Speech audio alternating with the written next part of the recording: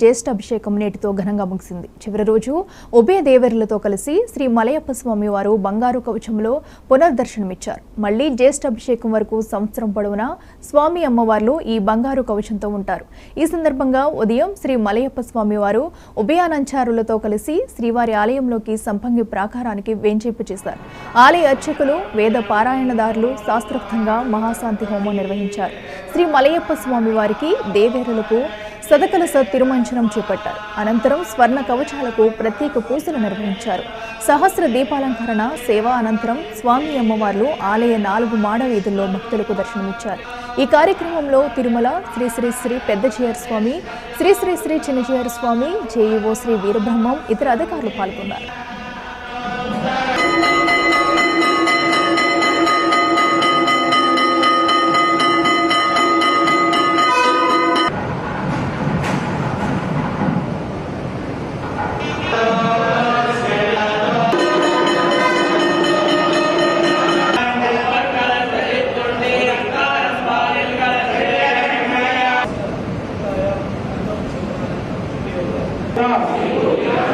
Seshachala నివాసినః